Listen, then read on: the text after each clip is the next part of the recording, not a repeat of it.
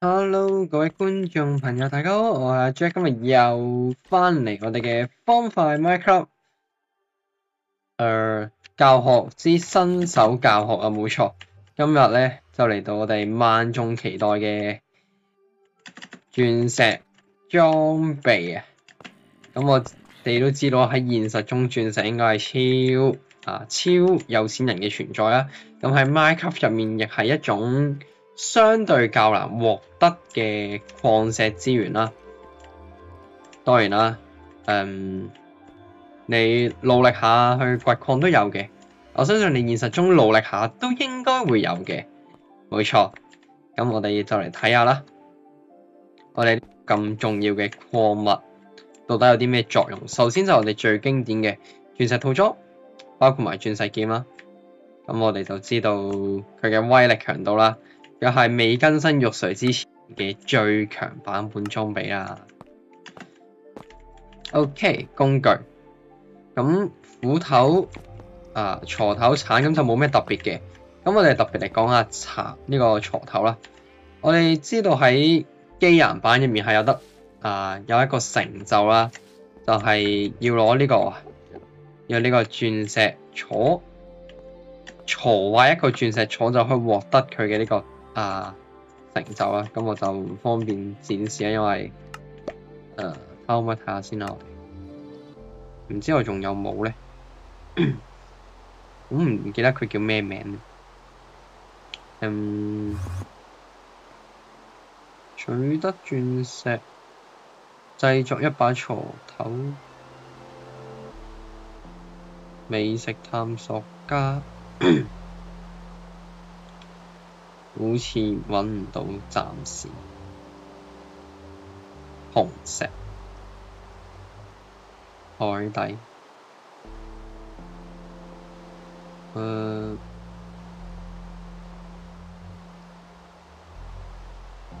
中介都冇，不過我記得係有個咁樣嘅成就，大家可以到時做出嚟，然之後再同我講返，因為我記得係有一個咁樣嘅成就，佢好特別。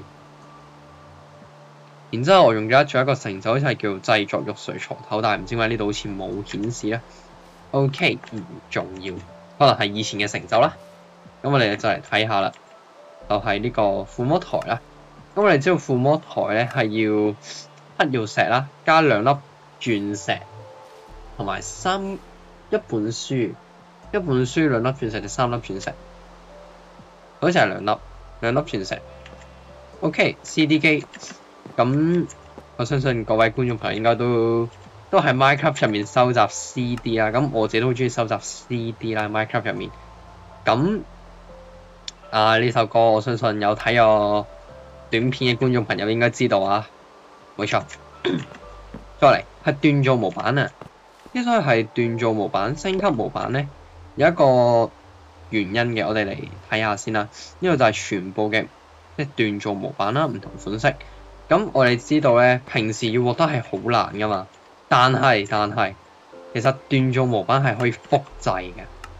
我哋嚟展示下先啊，鑽石，然之後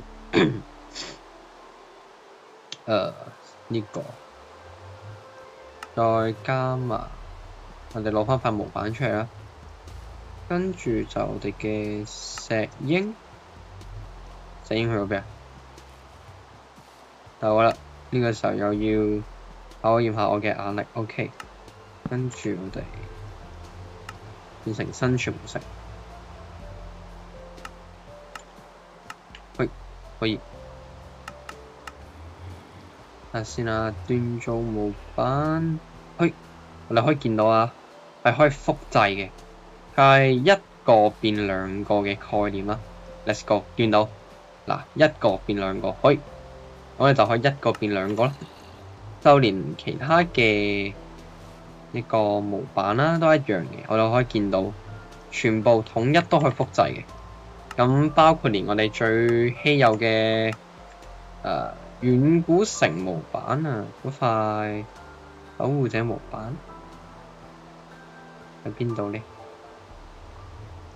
呢兩塊都可以複製，呢兩塊係相對稀有啦。咁最稀有當然係呢塊啦，直正紋飾模板。咁之所以可以見到我哋擺咗地獄門出嚟啦，同我哋提及到嘅附魔台有關嘅，因為你基本上你要用即係採礦啦，即係用掘嘅方式獲得咧，就只可以用鑽石鎬。當然啦，你都可以用玉髓鎬啦，但我相信你冇鑽石鎬，你應該入唔到地獄添啦。即係如果你用掘嘅話，咁玉髓鎬即係玉髓鎬啦，你要整玉髓鎬，咁一定要入到地獄噶嘛。咁我知道有觀眾朋友都識得水桶加岩漿湖啦，呢個我都識嘅。但係咧，我哋就要有乜講乜，冇錯，方便新手啊嘛。可以見到呢個面前就係我哋嘅地獄門啦。咁最簡單嘅地獄門就係要10粒嘅黑曜石啦。咁我哋要掘黑曜石嘅唯一就係佢鑽石鎬。當然啦，你可以升級做玉髓鎬都得嘅，咁就可以方便獲取啦。